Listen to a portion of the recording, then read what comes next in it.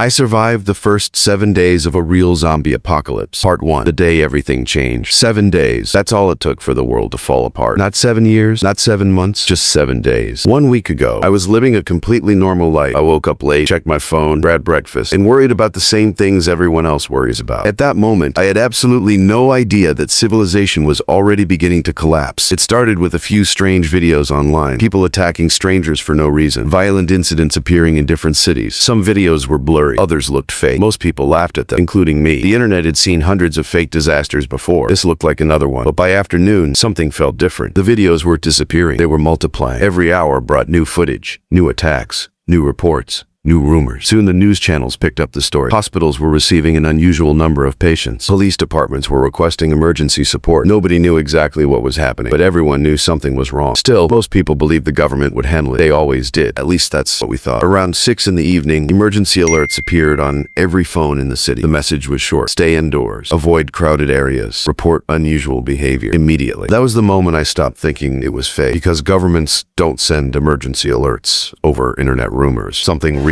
was happening. Something serious. I walked to my apartment window and looked outside. The streets were packed. Cars barely moved. People were arguing. Stores were crowded. Gas stations had lines stretching down entire blocks. It looked like everyone had suddenly decided to prepare for the end of the world. The problem was, nobody knew what they were preparing for. As darkness approached, the situation got worse. Sirens echoed through the city. Helicopters flew overhead. News channels stopped discussing possibilities and started discussing emergencies. Words like outbreak, containment, and quarantine began appearing everywhere. For the first time all day, I felt afraid. Not because I understood what was happening, but because nobody else seemed to understand either. And when the people in charge don't have answers, that's when things become dangerous. By midnight, the city looked completely different. Smoke rose from several neighborhoods. Emergency vehicles raced through empty streets, and the sound of sirens never stopped. Then something happened that changed everything. The lights flickered once, twice, 3 times, and then darkness, complete darkness. The power grid failed. The apartment across from mine disappeared into blackness. Then the building decided. Then the next one, and the next. Within minutes, the entire skyline was dark. No lights, no advertisements, no glowing windows, nothing. I had lived in this city my entire life, and I had never seen it dark before. Standing there at the window, I felt something I had never felt before. Not fear, not panic, something worse, uncertainty. Because I suddenly realized a terrifying possibility. What if this wasn't temporary? What if nobody was coming to fix it? What if this was only the beginning? I barely slept that night. Every strange sound kept me awake. Every distant siren made me look out the window. Every minute felt longer than the last. When morning finally arrived, I immediately checked my phone. No internet, no messages, no updates, nothing. The world had gone silent. That's when I decided to stop waiting for answers. If nobody was coming to save me, then I needed to start preparing. I gathered everything I owned and placed it on the kitchen table. Water bottles, canned food, medicine, flashlights, batteries, anything useful. Then I started counting. The numbers weren't good. I had enough food for maybe a week, enough water for only a few days. After that, I would have a serious problem. And that's when I realized something that most people hadn't figured out yet. The infected weren't my biggest threat. Not yet. Food, water, electricity, those were the things that would decide who survived. And as I stared at my limited supply, I knew one thing for certain. The hardest part of this apocalypse hadn't started yet. It was just beginning. So I survived the first 7 days of a real zombie apocalypse part 2.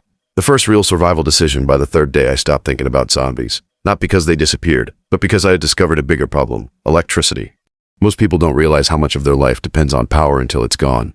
No electricity meant no internet, no communication, no refrigeration, no way to charge devices, no way to get information. My phone battery had dropped below 20%, and once it died, any connection to the outside world would disappear with it. I spent most of the morning trying to think of a solution. That's when I remembered something. About 3 kilometers from my apartment was a solar equipment warehouse. Before the outbreak, I passed it almost every week. I never paid much attention to it, but now it might be the most important building in the entire city. If I could get solar panels and batteries, I could generate electricity. Maybe not enough to power everything, but enough to survive. The idea sounded simple. The trip wasn't. For the first time since the outbreak started, I would need to leave the safety of my apartment. And once I stepped outside, there would be no guarantees.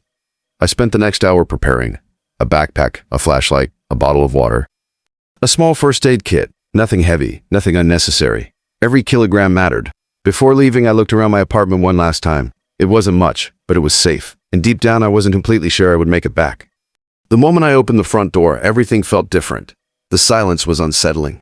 3 days ago, this neighborhood was full of life. Now it felt abandoned. No children, no conversations, no traffic. Only the sound of wind moving through empty streets.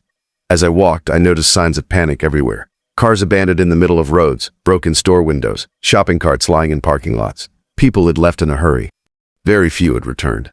I moved carefully, avoiding open streets whenever possible, sticking close to buildings, listening to every sound, because in this new world, noise could get you killed.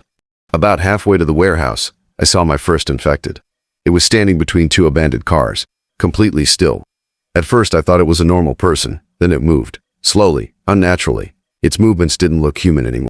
I immediately stopped walking. Every survival instinct in my body told me the same thing. Stay quiet, stay hidden, don't take risks. The infected hadn't noticed me, and I wasn't about to change that.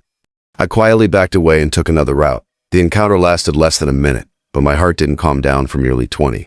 Because for the first time, the outbreak became real. This wasn't something happening on television anymore. It was happening right in front of me. After another hour of walking, I finally reached the warehouse. And honestly, I couldn't believe my luck. The building was still standing. No fire, no major damage, no signs of large groups. Apparently most people had focused on food stores and pharmacies, not solar equipment. For once that worked in my favor. I carefully entered through a side door. The warehouse was dark. Dust floated through thin beams of sunlight coming from the ceiling.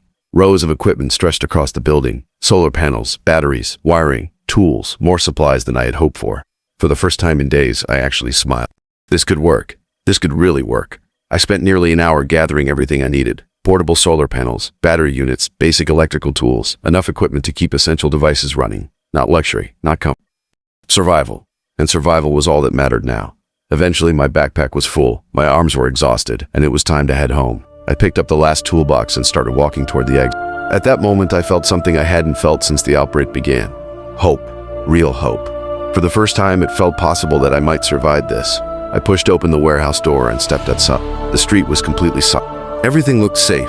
Everything looked normal. But in the world like this, normal can disappear in a second.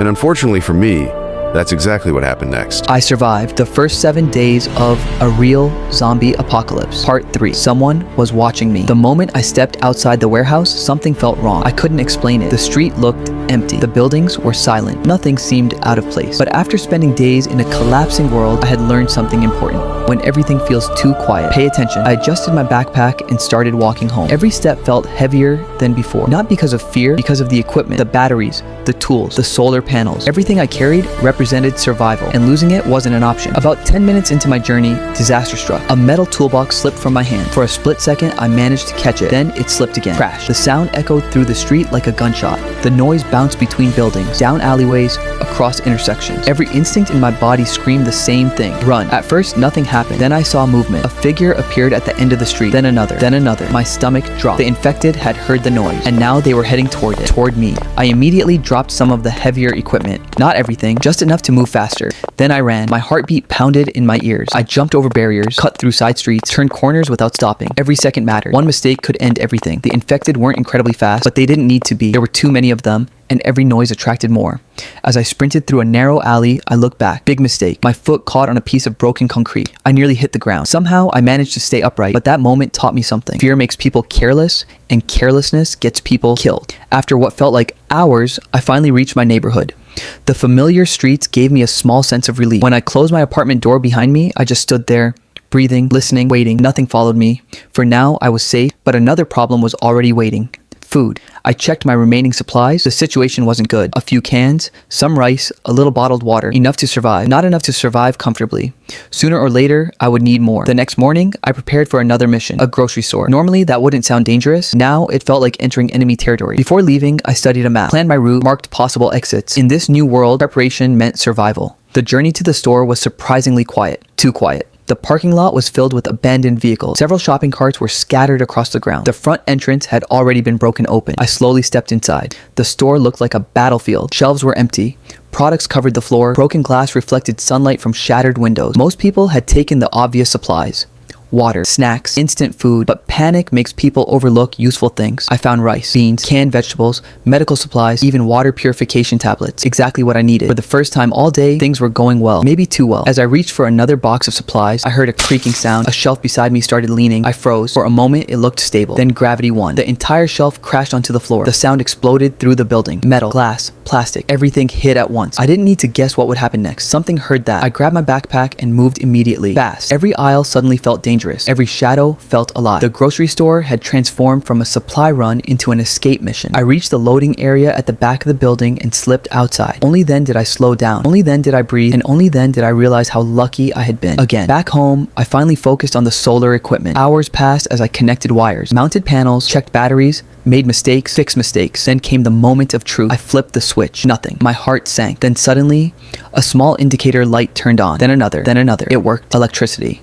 After nearly a week of darkness, I finally had power. Not much, but enough. Enough to charge devices, enough to power lights, enough to make survival a little easier. That night, for the first time since the outbreak began, my apartment wasn't completely dark.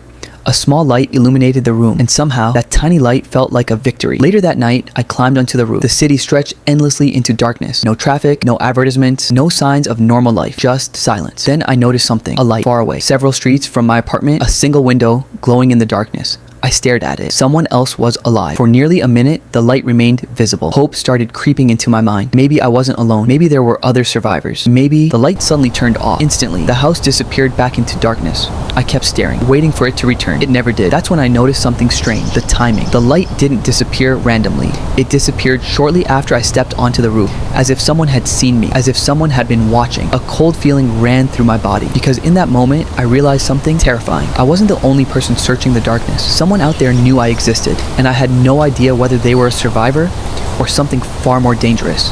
To be continued.